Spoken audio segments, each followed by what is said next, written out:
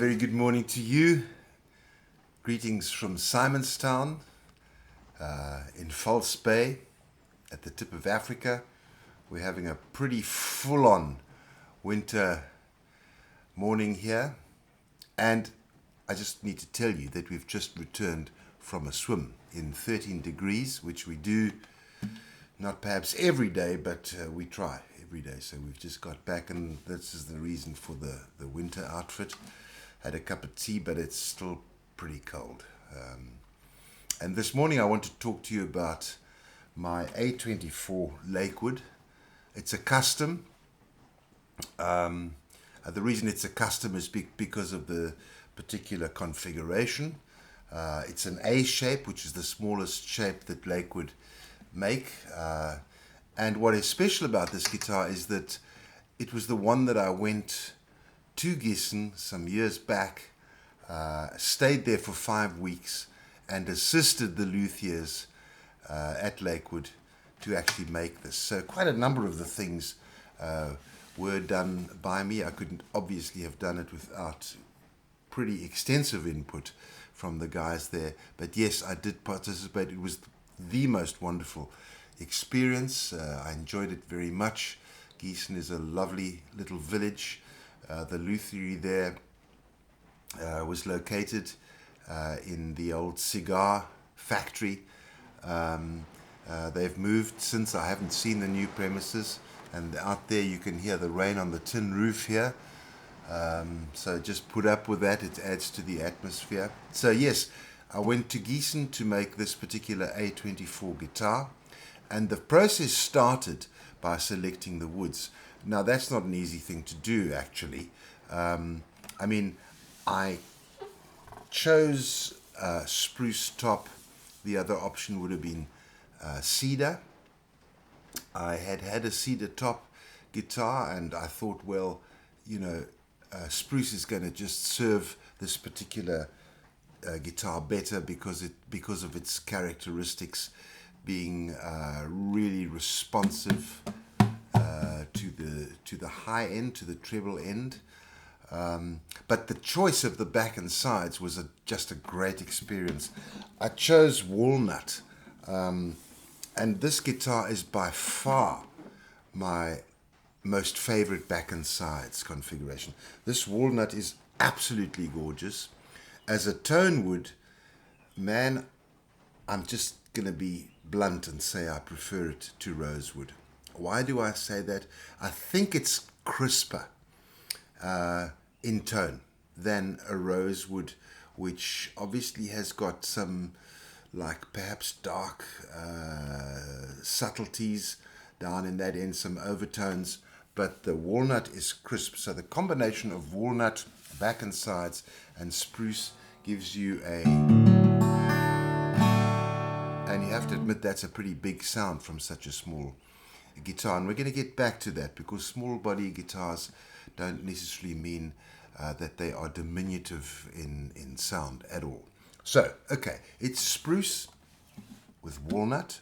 The walnut back and side is open pore, which means they apply very little varnish and they don't fill the little grain indentations that you get. I love that, because as the satin wears a little smooth, which it does from interaction with your hands and your clothing and so forth, it has this beautiful patina.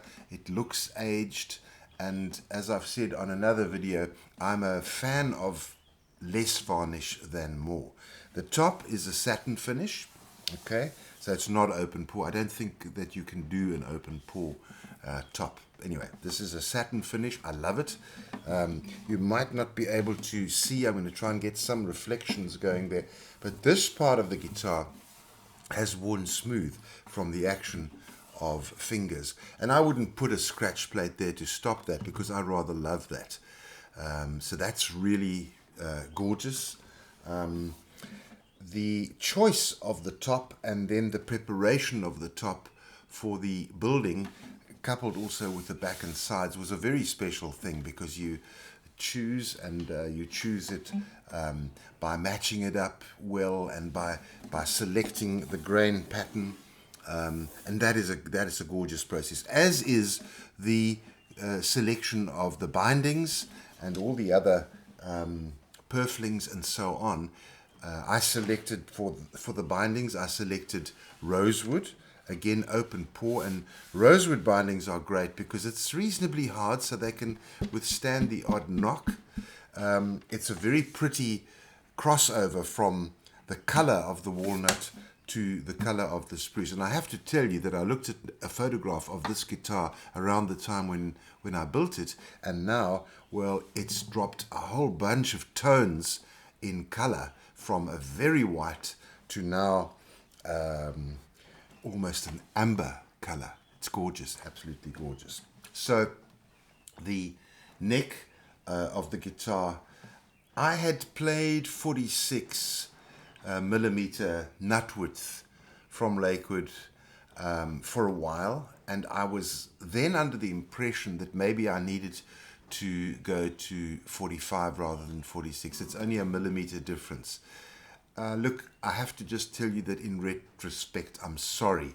I would have preferred this particular guitar in 46 also.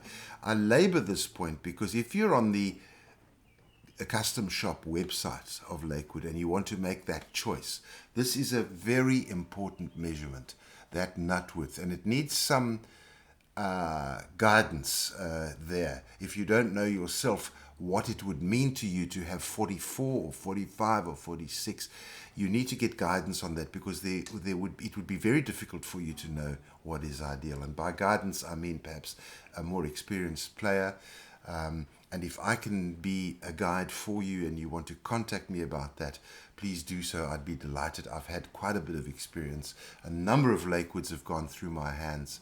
Most of them have been 46. Anyway, this one ended up as a 45. The neck on this guitar ended up being a little thinner than I would have preferred. So not only did I end up with a 45 millimeter nut width, which is what I selected, but actually the profile of the neck ended up being less less wood than I would have liked with these monster hands of mine. The fretboard is ebony, as is the saddle. The headboard, headstock plate here is walnut to match the back and sides. The neck is a two-piece mahogany, and it's also open pore. What I mean by two-piece is that it has a joint here, which, as I've explained on other videos, makes it a more economic cut of wood, so that you don't waste a whole bunch of wood here just to manufacture a one-piece neck. And as I've also said elsewhere, I am absolutely convinced, without any doubt, that glue joint here makes no difference at all. It's perhaps even stronger than it would be if it's a one-piece, and that's just because of the grain, which of course can never follow that curve. So to have a join there, which also means a join here at the top, so that you can have that angle, to have those joins, when they are done in a lutherie like Lakewood, those joins are just going to be fine. Okay, so as tuners, I selected these Schuller open tuners, open machine heads here. I wouldn't do that again. I was trying to be retro. I was trying to be, purist, and that is not. There's no benefit in that, because it makes sense for the machines to be enclosed in a casing, so that the dust and other grit can't get into those into the gears. Anyway, the tuners do work well. I selected quite a high gearing, 18:1, I think it is, which just means that you have to turn more in order to achieve whatever, the tension you need, but it also makes it possible to make very minuscule adjustments if you want the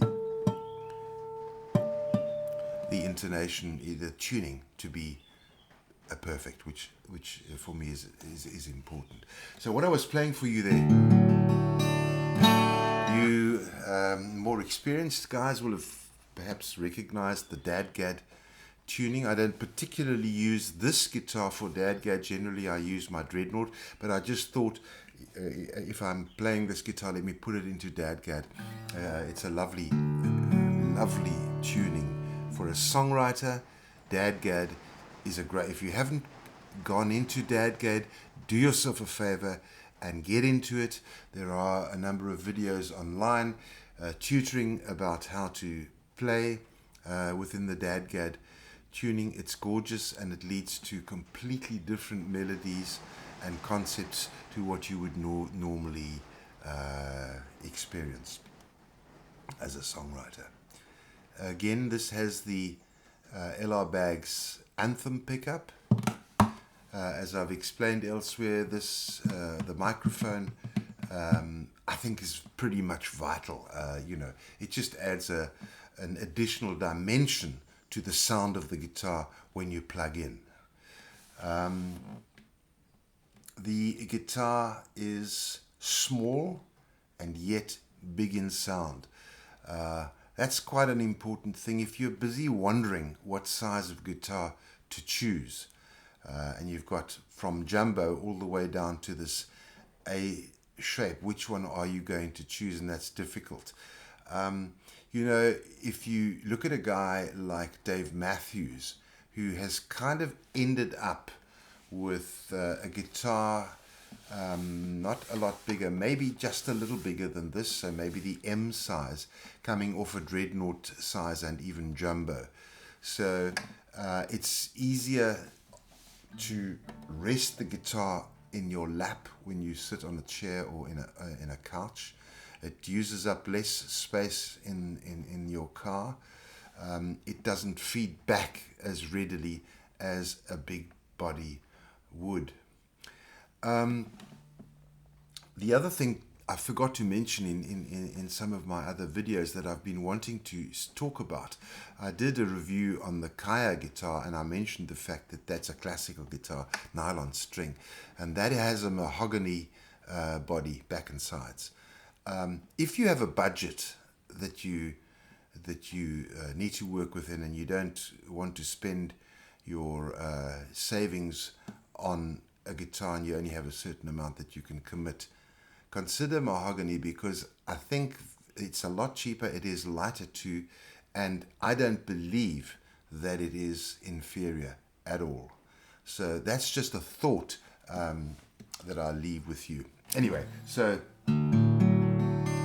my A24 Custom, greetings to you guys out in Giessen, and greetings to all those wonderful mates that we got together with at the time when I was there in Giessen building this guitar. Ciao.